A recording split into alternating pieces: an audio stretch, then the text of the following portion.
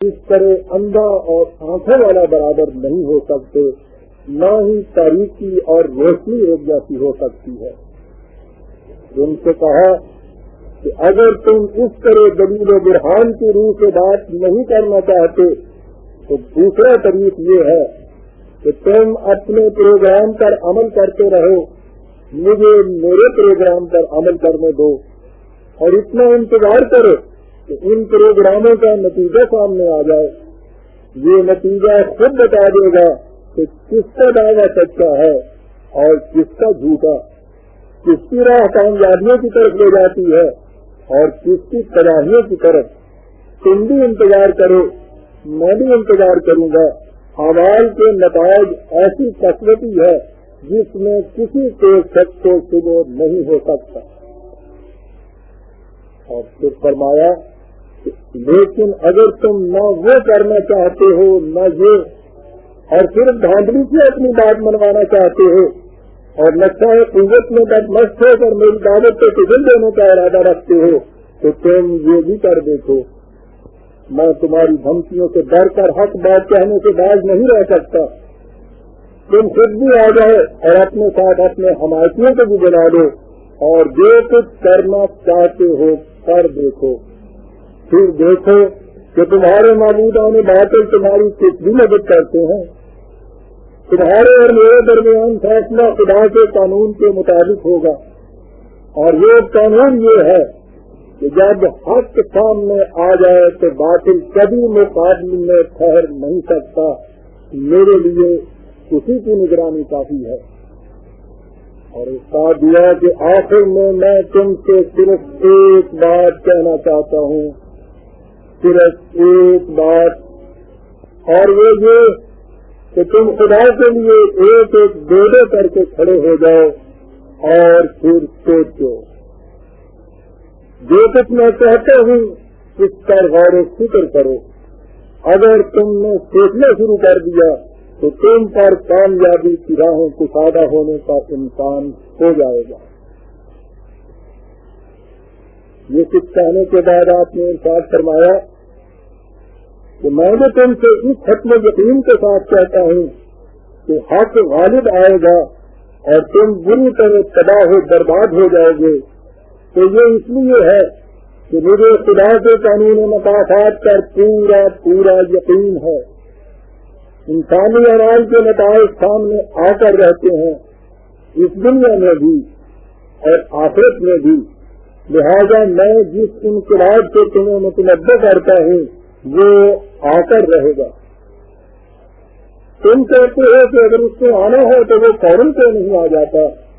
ये इसलिए कि तुम खुदा के इस कानून से वाकिफ नहीं कि अमल और इसके नतीजे में एक वक्फा होता है जिसके गुजरने के बाद ही नताइज महसूस शक्ल में सामने आते हैं।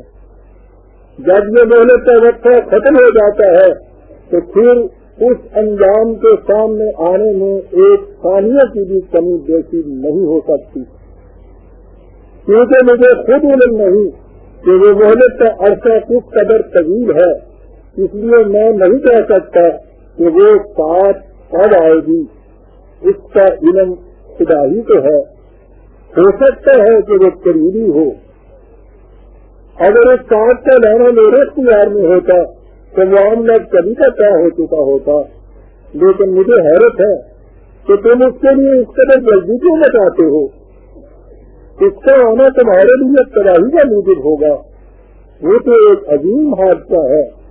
इस मेहनत के अरसे में तुम सामान रीस से मुस्तफीद हो सकते हो, लेकिन तुम्हारा अंजाम जहन्नम की तबाही होगा।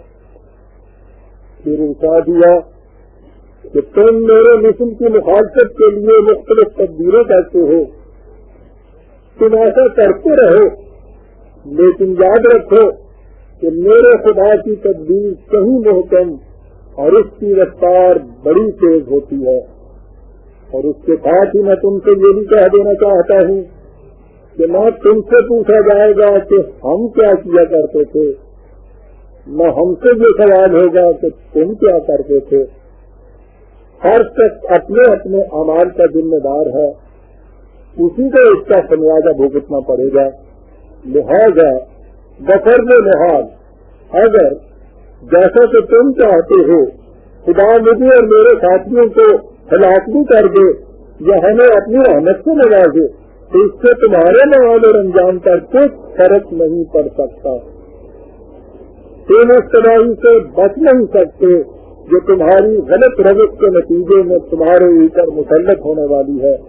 تم خامخواہ جھگڑے نکالتے ہو، یہاں سب فیصلے اعمال کے مطابق ہوتے ہیں. تو تم کہتے ہو کہ میں اپنی طرف سے باتیں وجہ کر کے انہیں خدا کی طرف منسوخ کر دیتا ہوں. اس سلسلے میں تم خدا کے عطائی قانون کو ہمیشہ پیش نظر رکھو کہ اس طرح کرنے والوں کو کمی کامیابی نہیں ہو سکتی. لہذا میرے پروگرام کا انجام خود بتا دے گا کہ میں اس طرح کرتا تھا یا سچ کہتا تھا. پھر اسے بھی اچھی طرح سن رکھو کہ خدا تو یہی چاہتا ہے کہ لوگوں کو اپنی رحمت کے سائے میں رکھے، لیکن جب لوگ جرائم پر اتر آئے تو وہ ان کے تباہ کن نتائج سے کس طرح بچ سکتے ہیں. عزیزان مان، نبی اکرم صلی اللہ علیہ وسلم نے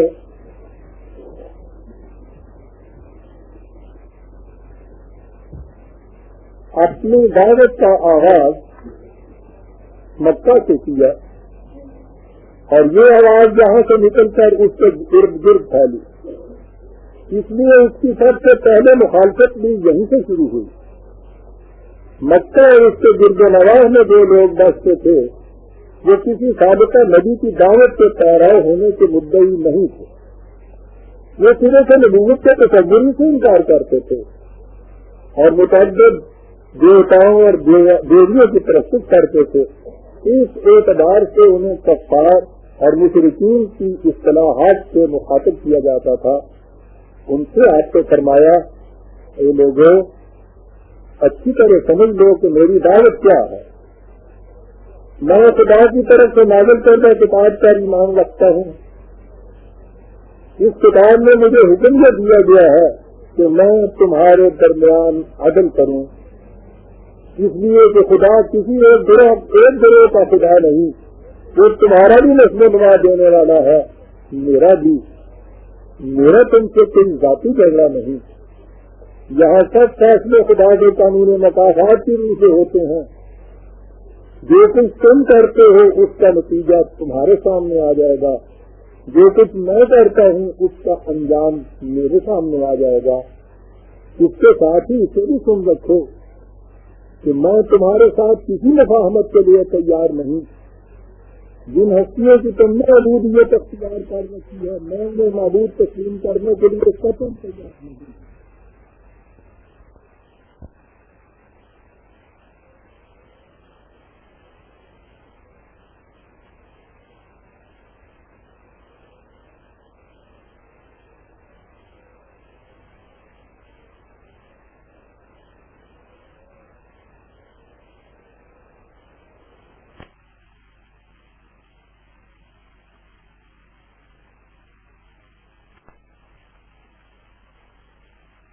پھر اس کے بعد پکارنے والا پکارے گا کہ ہوشیار ہو جاؤ، اب خدا کے معبود بندوں کی امت آ رہی ہے.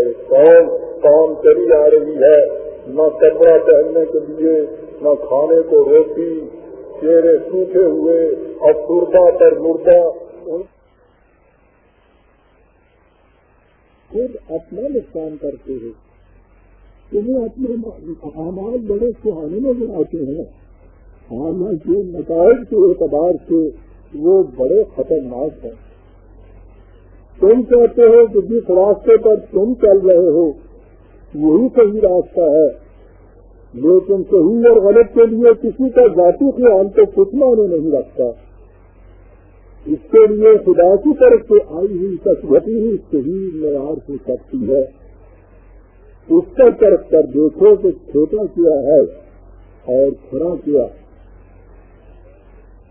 فائدہ تم کہتے ہو کہ میں اگر اپنے دعووں میں سچا ہوں کہ کوئی معجزہ دکھاؤں، لیکن مشکل یہ ہے کہ تمہاری آنکھوں میں نور بصیرت نہیں رہی. ورنہ صاحب بصیرت کے لیے جو کائنات میں